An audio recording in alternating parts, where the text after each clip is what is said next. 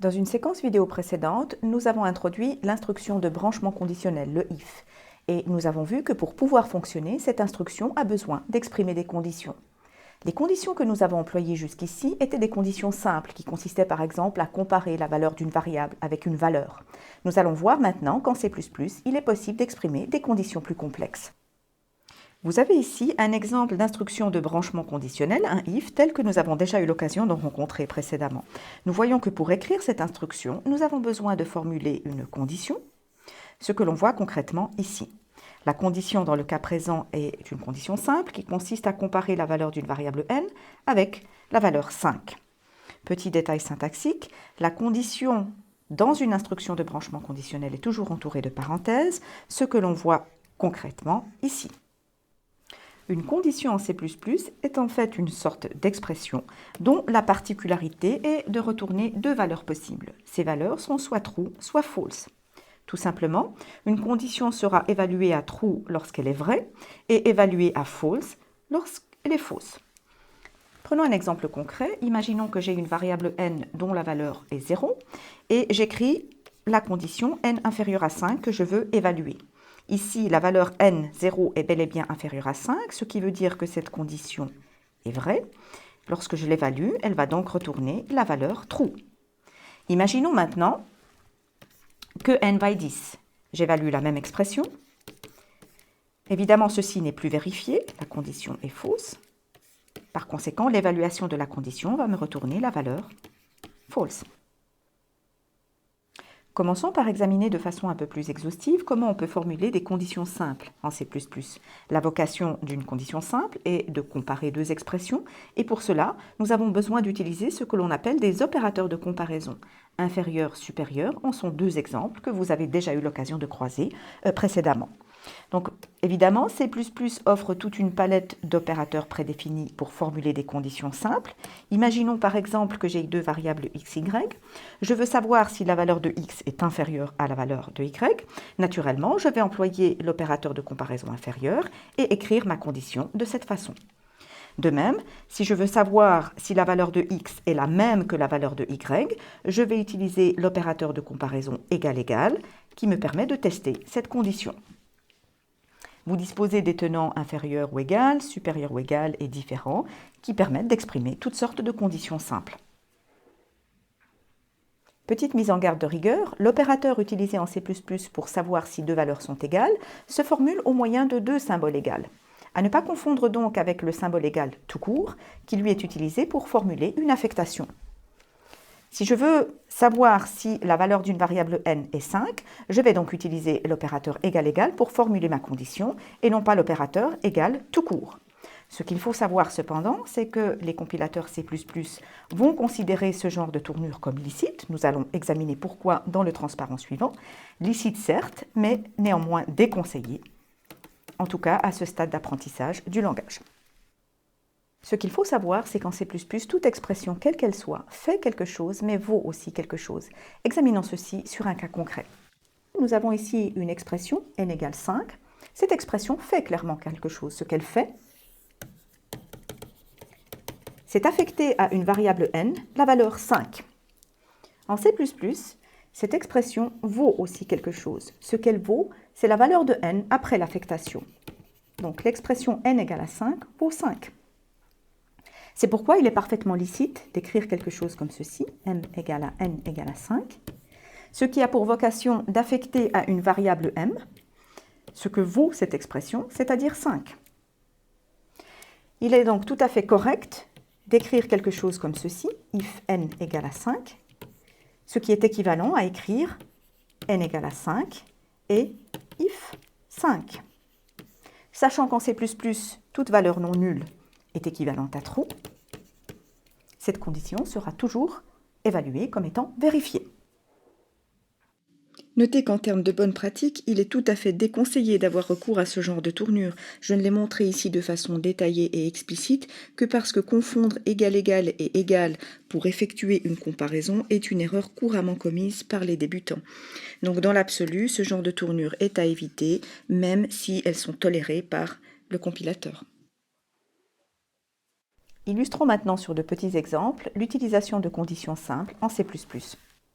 Nous avons ici le cas d'un petit programme qui commence par déclarer deux variables a et b en leur affectant des valeurs initiales, respectivement 1 et 2. Nous rencontrons ensuite une instruction de branchement conditionnel qui teste au moyen d'une condition simple si la valeur de a est la même que la valeur de b. Ceci se fait au moyen de l'opérateur de comparaison égal égal. Comme cette condition n'est pas vérifiée, le résultat de l'évaluation de la condition sera la valeur booléenne false, ce qui aura pour conséquence de faire brancher l'exécution sur le bloc else de l'instruction if et donc va causer l'affichage du message K2 que l'on voit ici. On continue ensuite l'exécution en séquence et on rencontre une deuxième instruction de branchement conditionnel qui cette fois va comparer la valeur de 2 fois A avec la valeur de B. On remarquera ici au passage que les opérateurs de comparaison permettent non seulement de comparer les valeurs de deux variables, comme c'est le cas ici, mais également les valeurs de deux expressions de façon plus générale. Si l'on évalue ici 2 fois A, on obtient la valeur 2, qui est la même que la valeur de B, et donc le résultat de l'évaluation de cette condition sera true, ce qui aura pour conséquence de faire brancher l'exécution sur le bloc positif, le bloc vrai de l'instruction if. Ceci provoquera l'affichage du message B est égal au double de A, comme on peut le constater ici. En termes de bonne pratique, nous avons ici affaire à une expression qui est relativement simple. Vous noterez cependant qu'il est conseillé, lorsque l'expression se complexifie, de parenthèser ces termes. Donc ici, on pourrait déjà commencer à le faire en parenthésant par exemple cette partie de l'expression, ce qui rend l'expression beaucoup plus lisible. Nous venons de voir comment exprimer des conditions simples en utilisant des opérateurs de comparaison. En pratique, il est souvent nécessaire de combiner plusieurs de ces conditions simples pour formuler une condition plus complexe. Pour combiner des expressions simples, nous avons besoin d'utiliser un autre type d'opérateur, les opérateurs logiques. Par exemple, l'opérateur logique et, qui en C++ s'exprime soit au moyen du mot-clé AND, soit au moyen du symbole et, est un opérateur fonctionnant avec deux opérandes qui sont des expressions logiques, c'est-à-dire des expressions retournant true ou false. Le résultat de l'évaluation de l'expression impliquant le AND est true, uniquement dans le cas où chacun des opérandes vaut true. Dans tous les autres cas, imaginons par exemple que l'un des deux opérandes et a fortiori les deux soit false, le résultat de l'évaluation de l'expression globale sera false également ici. Voyons maintenant sur un cas concret comment utiliser l'opérateur logique et. Nous avons ici le cas d'un petit programme qui demande à un utilisateur d'introduire un nombre et nous souhaitons que ce nombre soit compris entre deux bornes 1 et 10. Le nombre est lu depuis l'entrée standard et stocké dans une variable n. Nous voulons vérifier que le nombre introduit par l'utilisateur répond à nos attentes et bien compris dans les bornes en question. Et pour cela, il faut que les deux conditions suivantes soient simultanément vérifiées. Il faut que le nombre introduit soit supérieur ou égal à 1 et inférieur ou égal à 10. Puisque l'on veut que les deux conditions soient simultanément vérifiées, il faut utiliser l'opérateur logique et. Imaginons maintenant que l'utilisateur ait introduit la valeur 0. Ceci aura pour conséquence que l'évaluation de cette expression retournera false. Une expression qui implique un AND ne retourne true que si ces deux opérandes sont true, ce qui n'est pas le cas ici. Donc le résultat ici de l'évaluation de l'expression avec le AND est également false. Par conséquent, nous allons brancher sur la partie else du if et afficher incorrect pour signifier à l'utilisateur qu'il n'a pas introduit un nombre conforme à nos attentes.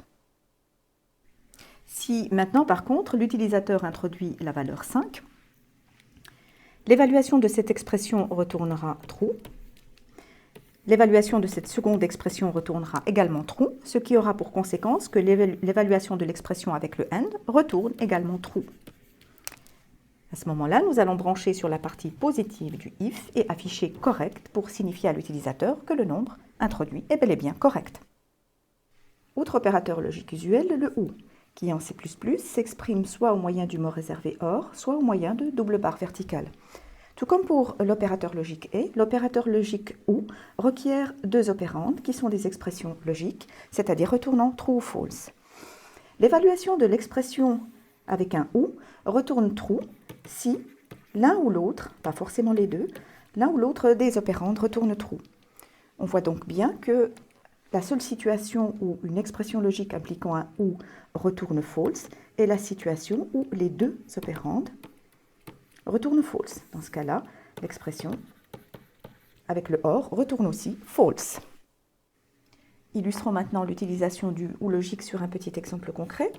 Ici, nous avons le cas d'un petit programme qui demande à l'utilisateur d'introduire deux valeurs. Ces deux valeurs sont saisies depuis l'entrée standard et stockées dans deux variables m et n.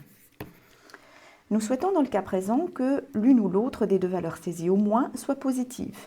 Puisqu'il nous suffit que l'une ou l'autre des deux valeurs soit positive, nous testons cette condition au moyen de l'opérateur logique OU.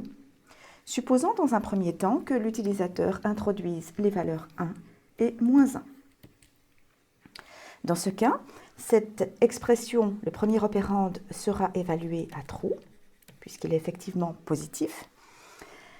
Et donc, l'évaluation de l'expression retourne true, puisqu'il suffit que l'un ou l'autre des deux opérandes soit true pour que le résultat soit true pour l'expression globale. Et donc, c'est bel et bien le message « au moins une valeur est positive » qui sera affiché dans le cas présent. Supposons maintenant que les valeurs saisies soient moins 1 et 1. Dans ce cas, l'évaluation de cette première expression retourne false. L'évaluation de la seconde expression retourne quant à elle true. Puisqu'il suffit que l'un ou l'autre des deux opérandes soit true pour que l'ensemble soit true, l'évaluation de l'expression globale retourne true. Et là encore, c'est le message « au moins une valeur est positive » qui sera affiché. Dernier cas de figure, imaginons maintenant que l'utilisateur saisisse les valeurs moins 1 et moins 1 pour chacune des variables m et n. Dans ce cas-ci, l'évaluation de la première expression va retourner false. L'évaluation de la seconde expression retourne également false. Puisque les deux opérandes sont évaluées à false, l'expression globale retourne également false. Et dans ce cas, c'est le message « les deux valeurs sont négatives » qui sera affiché. Dernier opérateur logique usuel, le non, la négation, qui en C++ s'écrit soit au moyen du mot réservé note, soit au moyen du point d'exclamation. L'opérateur logique note est un opérateur logique unaire, c'est-à-dire qu'il n'attend qu'un seul opérande, qui à nouveau est une expression logique retournant true ou false. La vocation de l'opérateur logique note est de retourner la négation de la valeur de son opérande. Par exemple, supposons que ici l'opérande soit évaluée à false, ce qui signifie que A est supérieur ou égal à B. L'évaluation de l'expression globale avec le note retournera la négation de false, c'est-à-dire true. Supposons maintenant que l'évaluation de cette opérande retourne true. L'expression globale retournera cette fois la négation de true, c'est-à-dire false. Nous aurons l'occasion de voir plusieurs exemples d'utilisation de l'opérateur note dans la suite du cours.